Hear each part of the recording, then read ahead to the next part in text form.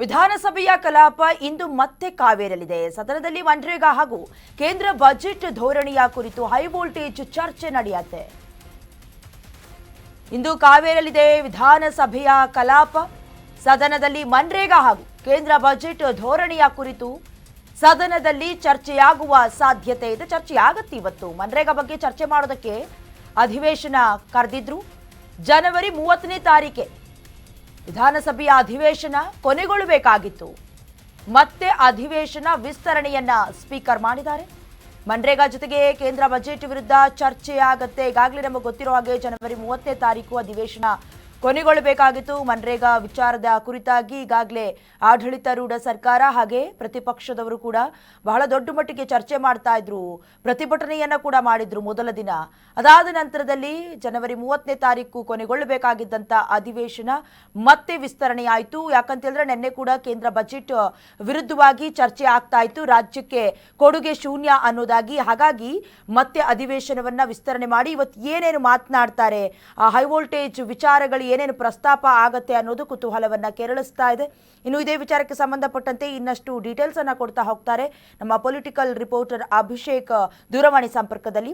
ಅಭಿಷೇಕ್, ಈಗಾಗಲೇ ವಿಧಾನಸಭೆಯ ಕಲಾಪ ಕಂಪ್ಲೀಟ್ ಆಗಬೇಕಾಗಿತ್ತು. ಇದ್ರ ಮಧ್ಯದಲ್ಲಿ ವಿಸ್ತರಣೆ ಆಗಿದೆ. ಜೊತೆಗೆ ಮನ್ರೇಗಾ ವಿಚಾರವನ್ನ ಮರ್ತಿವತ್ತು ಏನಾದರೂ ಕೇಂದ್ರ ಬಜೆಟ್ ವಿರುದ್ಧ ಬಹಳ ದೊಡ್ಡ ಮಟ್ಟಿಗೆ ಚರ್ಚೆ ಆಗುವ ನಿರೀಕ್ಷೆಯನ್ನ ಇಟ್ಕೊಳ್ಬಹುದಾ ಅಭಿಷೇಕ್? ಖಂಡಿತ ಡಯನ, ಕಳೆದ ಬಾರಿ ಕೇಂದ್ರ ಸರ್ಕಾರ ಮಂಡನೆ ಮಾಡಿರ್ತಕ್ಕಂತ ಬಜೆಟ್ ಟೈಮಲ್ಲೂ ಕೂಡ ಏನೋ ರಾಜ್ಯ ಸರ್ಕಾರ ಪ್ರತಿಭಟನೆ ಮಾಡಿತ್ತು.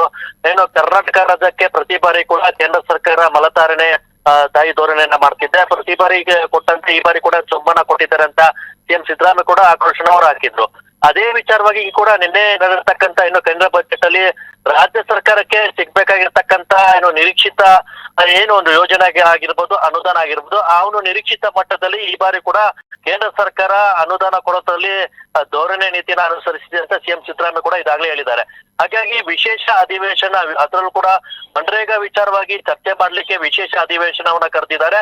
ಅದೇ ಅದರ ನಡುವೆ ಇದೀಗ ಏನು ಕೇಂದ್ರ ಸರ್ಕಾರ ಮಂಡನೆ ಮಾಡಿರ್ತಕ್ಕಂತ ಬಜೆಟ್ ನಲ್ಲಿ ರಾಜ್ಯ ಸರ್ಕಾರಕ್ಕೆ ಬರ್ಬೇಕಾಗಿರ್ತಕ್ಕಂತ ಪಾಲು ಏನಿದೆ ಅದು ಬೇಕು ಅಂತಾನೆ ತಡೆ ಹಿಡಿದಿದ್ದಾರೆ. ಇದರಲ್ಲಿ ರಾಜಕೀಯ ಮಾಡ್ತಿದ್ದಾರೆ ಅಂತ ಕೈ ನಾಯಕರ ಒಂದು ಆರೋಪ ಆಗಿರುತ್ತೆ.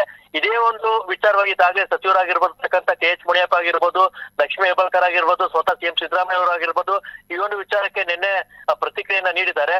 ಹಾಗಾಗಿ ಇಂದು ಏನು ಉಭಯ ಸದನದಲ್ಲೂ ಕೂಡ ಈ ಒಂದು ವಿಚಾರ ಪ್ರಸ್ತಾಪ ಆಗುತ್ತೆ.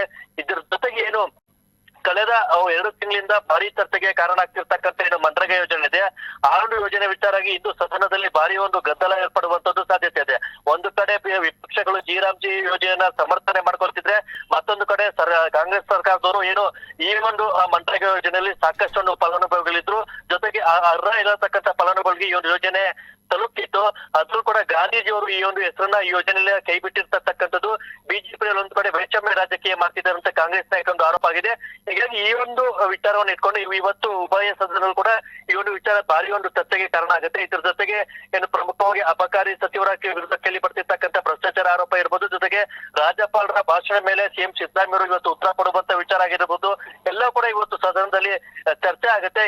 ಚರ್ಚೆ ಆದ ನಂತರ ಮತ್ತು ಸರ್ಕಾರ ಮತ್ತು ವಿಪಕ್ಷಗಳ ಒಂದು ಟಾಕ್ಪಾರ್ಗೆ ಇವತ್ತಿನ ಒಂದು ಅಧಿವೇಶನ ಕಾರಣ ಆಗುತ್ತೆ ಅನ್ನೋದು ಕೂಡ ಕಾದು ನೋಡ್ಬೇಕಾಗುತ್ತೆ. ದಯನ, ಥ್ಯಾಂಕ್ ಯು ಅಭಿಷೇಕ್ ನಿಮ್ಮೆಲ್ಲ ಡೀಟೇಲ್ಸ್ಗಾಗಿ. ಇವತ್ತು ಉಭಯ ಸದನಗಳಲ್ಲೂ ಕೂಡ ಚರ್ಚೆ ಆಗುವ ಸಾಧ್ಯತೆ ಇದೆ. ಯಾಕಂತೇಳಿದ್ರೆ ಈಗಾಗಲೇ ಮಲತಾಯಿ ಧೋರಣೆ ಮಾಡಲಾಗ್ತಾ ಇದೆ. ಕೇವಲ ತಮಿಳುನಾಡು ಹಾಗೆ ಆಂಧ್ರ ಪ್ರದೇಶವನ್ನ ಮಾತ್ರ ಗಮನದಲ್ಲಿ ಇಟ್ಕೊಂಡು ಅನ್ನೋದಾಗಿ ಕೂಡ ಸಿದ್ದರಾಮಯ್ಯ ಅವರು ಕಿಡಿಕಾರಿದ್ರು. ಹಾಗಾಗಿ ಪ್ರತಿಪಕ್ಷದವರು ಕೂಡ ಇದನ್ನ ಸಮರ್ಥನೆ ಮಾಡ್ಕೊಳ್ತಾರೆ. ಸಿದ್ದರಾಮಯ್ಯ ಅವರು ಕೂಡ ಇದನ್ನ ವಿರೋಧಿಸುವಂತ ಸಾಧ್ಯತೆ ಇದೆ, ಅಥವಾ ಅವರ ಪಕ್ಷದವರು